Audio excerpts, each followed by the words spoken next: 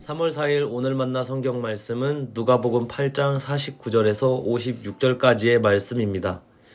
예수께서 아직 말씀을 계속하시는데 회당장의 집에서 사람이 와서 말하였다. 따님이 죽었습니다. 선생님을 더 괴롭히지 마십시오. 예수께서 들으시고 나서 회당장에게 말씀하셨다. 두려워하지 말고 믿기만 하여라. 딸이 나을 것이다. 그리고 그 집에 이르러서 베드로와 요한과 야고보와 그 아이의 부모 밖에는 아무도 함께 들어가는 것을 허락하지 않으셨다. 사람들은 모두 울며 그 아이에 대해 슬퍼하고 있었다. 예수께서 말씀하셨다. 울지 말아라. 아이가 죽은 것이 아니라 자고 있다. 그들은 아이가 죽었음을 알고 있으므로 예수를 비웃었다. 예수께서 아이의 손을 잡으시고 말씀하셨다. 아이야 일어나라. 그러자 그 아이의 영이 돌아와서 아이가 곧 일어났다. 예수께서는 먹을 것을 아이에게 주라고 지시하였다. 아이의 부모는 놀랐다. 예수께서 이 일을 아무에게도 말하지 말라고 그들에게 명하셨다. 아멘. 오늘 만나주시는 하나님을 기대합니다. 절박한 위기를 마주하게 되면 흔히 절망하여 자포자기하게 됩니다.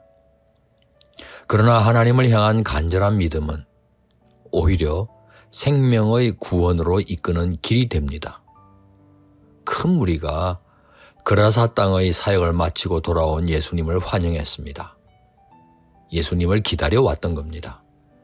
그때 회당장 야이로가 예수님 발 앞에 엎드려 부디 자신의 집으로 함께 가실 것을 간청했습니다. 사회적 체면을 다 내려놓은 모습입니다. 12살쯤 된 외동딸이 죽어가고 있기 때문입니다. 사랑하는 딸입니다. 그것도 하나밖에 없는 딸입니다. 죽어가는 딸을 지켜만 보고 있는 부모 심정이 어떠했겠습니까? 살릴 수 있는 조금의 가능성만 있다고 해도 백방으로 찾아다니지 않겠습니까? 엎드려 간청하는 것보다 더한 것도 하려고 했을 겁니다. 애글복걸하는 회당장을 보신 예수님께서는 긍휼히 여기는 마음이 가득 차 올랐습니다. 고통을 당신의 것으로 떠안는 마음입니다. 예수님은 회당장을 따라 길을 재촉하셨습니다. 이 땅에 의원으로 오신 메시아께서 왕진 가시는 겁니다. 그런데 워낙 많은 인파가 예수님 앞으로 몰려왔던 터라 길이 쉽게 열리지 않았습니다. 그때입니다.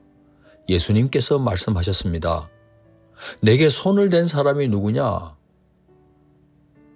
12해 동안 혈루증으로 고통당해온 한 여인이 예수님의 옷술에 손을 대었기 때문입니다. 놀랍게도 여인은 그 즉시 지혈되었습니다. 사실 혈루병은 부정한 병 아닙니까? 당시 유대 사회에는 접촉 대상도 부정해진다는 인식이 있었습니다. 그 여인은 낫고자 하는 마음에 몰래 접촉하려고 했지만 발각되고 만 겁니다. 타인을 자신처럼 부정타게 했으니 두려워 떨면서 이실직고 해야 했습니다. 예수님의 옷술이라도 만지면 혹시 저주받은 것 같은 자신의 몹쓸 병이 고침받을 수 있을 것 같아서라고 해명했을 겁니다. 12해 동안 얼마나 고생했겠습니까? 치료에는 얼마나 많은 돈을 썼겠습니까? 부정하다고 분류된 인생이 겪어온 영적, 사회적, 심리적 고통은 말로 형언할 수 없었을 겁니다. 그런데 고침받은 겁니다. 혈루병만 나은 게 아닙니다. 총체적인 치유와 회복입니다. 예수님께서는 하나님의 치유가 여인의 믿음을 통해 임했다고 선포하셨습니다. 과연 믿음의 고백은 생명의 구원에 이르게 하는 통로가 맞습니다. 예수님께서는 때로 우리로 하여금 마음속의 믿음을 넘어 이 여인에게 하신 것처럼 공개적이고 적극적인 고백을 원하십니다. 사랑하는 성도 여러분, 믿음을 부끄러워하지 않고 담대하게 고백하실 수 있으시겠습니까? 예수님은 여인 때문에 가던 길을 멈추셔야 했습니다. 회당장은 예수님의 길을 지체시키고 있는 여인이 어쩜 원망스럽기도 했습니다. 더욱이 집에서 온 정갈은 딸이 그만 죽었다는 청천벽력 같은 내용이었습니다. 아버지는 물론 그 집의 모든 이들이 슬퍼했습니다. 하지만 예수님은 아이가 죽지 않고 잠을 자는 것이라고 하셨습니다. 그리고 죽은 아이가 곧 살아 일어날 것을 보여주시려는 듯이 아이의 손을 잡고 말씀하셨습니다. 아이야, 일어나라. 생명의 주가 되시는 성자 예수님의 말씀대로 아이는 살아났습니다. 할렐루야.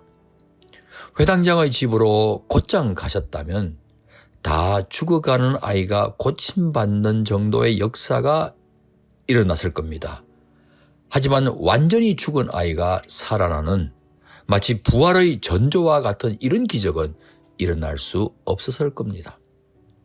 예수님은 과연 죽은 이들에게 생명을 주시고 그 생명을 풍성케 하시는 주님이십니다. 요한복음 10장 10절, 도둑은 다만 훔치고 죽이고 파괴하려고 오는 것뿐이다. 나는 양들이 생명을 얻고 또 더 넘치게 얻게 하려고 왔다. 지금도 주님께서는 죽을 것 같은 절망적인 순간에도 생명력을 불어넣어 주십니다. 생명의 주님을 바라보는 우리들의 믿음을 통해서 말입니다. 한 걸음 더 나아가 또 다른 사람들에게도 믿음의 사람들과 함께 생명 역사를 일으켜 주십니다. 살려주시는 주님을 믿을 뿐 아니라 죽어가는 다른 영혼들을 살려내기 원하시는 주님께 쓰임받는 믿음의 사람 되시길 축원합니다. 기도하시겠습니다. 우리의 믿음을 원하시는 생명의 주님, 믿음을 통해 저에게 새 생명 주시고 다른 영혼들도 살리는 믿음의 사람으로 쓰임받기 원합니다. 귀하신 예수님의 이름으로 기도합니다. 아멘. 이제 두 가지 제목으로 함께 기도하겠습니다. 첫째, 오늘의 말씀을 따라 기도하겠습니다. 믿음을 부끄러워하지 않고 담대하게 고백할 뿐만 아니라 보여주기도 하는 높은 뜻 사람 되게 하옵소서. 둘째, 나라와 민족을 위해 기도하겠습니다. 크리스천 지도자들이 나라와 민족을 살리는 생명의 도구로 쓰임받게 하옵소서. 이 제목으로 기도하신 후에 개인 기도를 계속하시겠습니다.